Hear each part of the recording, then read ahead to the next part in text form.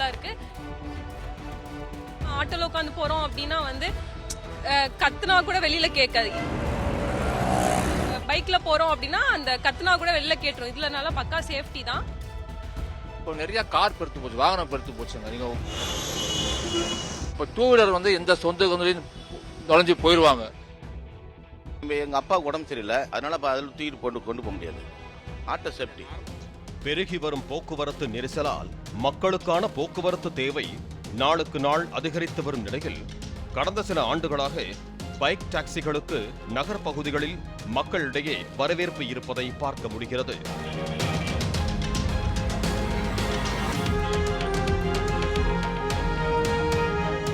செலவு, நேர விரயம் ஆகியவற்றை குறைக்க பெரும்பாலானோர் அலுவல் நேரங்களில் ராபிடோ, ஓலா, ஊபேர் போன்ற நிறுவனங்களின் பைக் டாக்ஸி சேவைகளைத்தான் நாடுகின்றனர். பைக் டாக்ஸி, ராபிடோ தான் ரொம்ப ஈஸியாக இருக்குது. ஒரு இடத்துக்கு சீக்கிரம் போய் இது பண்ணுறதுனா பட்ஜெட் ஃப்ரெண்ட்லியாக இருக்குது. இப்போ ரேட்டு வந்து கம்மியாக இருக்குது. ஆனால் இதே இப்போ நம்ம நார்மல் டாக்ஸினா ரொம்ப கஷ்டமாக இருக்கும். ஒரு இடத்துக்கு சீக்கிரம் வரமாட்டாங்க, ரேட் அதிகமாக. இப்போ கூட நாங்கள் ஒரு ஆட்டோ கேட்டோம், அவங்க 100 ரூபா கேட்டாங்க. இதே இப்போ நான் பைக் டாக்ஸியாக இருந்தால் 70 ரூபா 60 ரூபாயிலே முடிஞ்சிடும். ரொம்ப ஈஸியாக இருக்கும். ஆட்டோனா இப்போ 250 இருக்குன்னா அம்மா சேர்த்து ஒரு 50 ருபீஸ் கொடுக்குறாங்க, 300 டோட்டலாக வாங்கிடுறாங்க. ஸோ எனக்கு வந்து ரேட் ரொம்ப கம்ஃபர்டபுளாக இருக்குது. இப்போ வேறு ஒரு ஊர்லேருந்து வரோம் அப்படின்னா இப்போ மார்னிங் டைமில், ஏர்லி மார்னிங் டைமில் பார்த்திங்கன்னா அவைலபிளாக இருக்காது. ஸோ அந்த மாதிரி டைமில் நமக்கு எப்போதுமே பைக் டாக்ஸி அப்படின்ற ஒரு விஷயம் அவைலபிளாக இருக்கிறதுனால இது ரொம்ப பெனிஃபிட்டாக இருக்குது. அரசாங்கத்தோட பொது போக்குவரத்து கரெக்டாக இருந்தால் அடிக்கடி பஸ்ஸு இது மாதிரி விஷயங்கள், எலக்ட்ரிக் ட்ரெயின், பஸ்ஸு தான் ரொம்ப லேட் ஆகுது. அதனால தானே இது மாதிரி வண்டிகள் வாகனங்கள் வந்து எதிர்பார்க்க வேண்டியது இருக்குது. அரசாங்க நடவடிக்கை எடுத்தால் நாங்கள் இது மாதிரி இதை எதிர்பார்க்க போகிறோம். பைக் டாக்ஸி வரவால் தங்களது வருமானம் குறைவதாகவும் பொதுமக்களுக்கு பாதுகாப்பில்லாத பயணம் என்ற காரணத்தை கூறி வாடகை கார் ஓட்டுநர்கள், ஆட்டோ ஓட்டுநர்கள் எதிர்ப்பு தெரிவித்து வருகின்றனர். எங்களுடைய வியாபாரம் ஆட்டோவில் வர பேசஞ்சர் எல்லாம் பைக்கில் போகிறாங்க.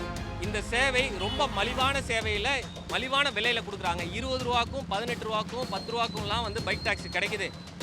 பேருந்து பயன்படுத்தக்கூடிய மக்கள் பைக் டாக்ஸிக்கு மாறுவாங்க. இதனால் அரசுக்கும் இழப்பு உண்டாகும் அப்படின்றத சுட்டி காட்டியிருந்தோம். பாதுகாப்பையும் அதே சமயம் விபத்து நேரங்களில் மரணம் அடையக்கூடிய பயணிகளுக்கு காப்பீடுகள் பெற முடியாது. பைக் டாக்ஸிகளுக்கு எதிராக சென்னை, கோவை என பல்வேறு இடங்களில் ஆட்டோ ஓட்டுநர்கள் சட்டையை கழற்றி போராட்டத்தில் ஈடுபட்டனர்.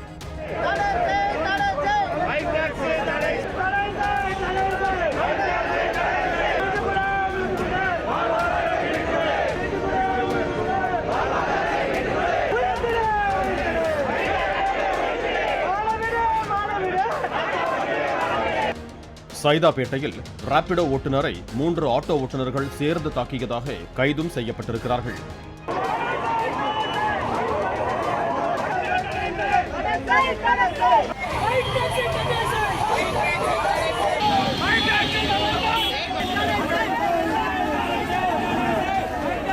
இந்த நிலையில் போக்குவரத்து துறை ஆணையர் வணிக நோக்கத்திற்கு பயன்படுத்தப்படும் இருசக்கர வாகனங்களுக்கு அபராதம் விதித்து நடவடிக்கை எடுக்குமாறு வட்டார போக்குவரத்து அலுவலர்களுக்கு சுற்றறிக்கை அனுப்பினார். இதனால் தமிழகத்தில் பைக் டாக்ஸிக்கு தடை விதிக்கப்படுமா என்ற கேள்வி எழுந்தது. விபத்தில் சிக்கி உயிரிழக்கும் பைக் டாக்ஸி ஓட்டுநருக்கு கூட இழப்பீடு கிடைக்க மோட்டார் வாகன சட்டத்தில் வகையில்லை என்பதால் தான் பைக் டாக்ஸிகளை இயக்குவதை சட்டப்படி அனுமதிக்க முடியாது என்கிறார்கள் போக்குவரத்து துறை அதிகாரிகள். இதுகுறித்து விளக்கமளித்துள்ள போக்குவரத்து துறை அமைச்சர் சிவசங்கர், பைக் டாக்ஸிகளுக்கு மத்திய அரசு அனுமதி அளித்திருப்பதால் பறிமுதல் செய்யப்படாது எனவும், அதே வேளையில் பைக் டாக்ஸியில் பயணிப்பவர்களுக்கு விபத்து நேரிட்டால் காப்பீடு கிடைப்பதில்லை என்பதால் அவர்களின் பாதுகாப்பையும் கவனத்தில் கொண்டு பரிசீலித்து முடிவெடுக்க உள்ளதாகவும் தெரிவித்துள்ளார்.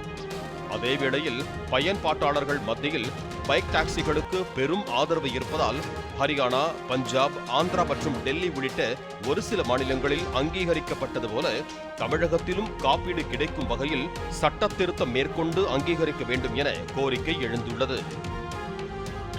பயணிகளுடைய பாதுகாப்பு கருதி தான் சில வாகனங்களில் விதிமுறைகள் இந்த வாகனத்தை அனுமதிக்கிறாங்க. ஆட்டோக்கு ஒரு பர்மிட் கொடுக்குறாங்கன்னா அதனுடைய சேஃப்டியை கருத்தில் வச்சு தான் 25 கிலோமீட்டர் வரைக்கும் தான் இயங்குறதுக்கு அது அனுமதி. இது போன்ற பல்வேறு பாதுகாப்பு அம்சங்களை கருத்தில் கொண்டு தான் வாகனங்கள் பயணிகளை ஏற்றுவதற்கு அனுமதி கொடுக்குறாங்க.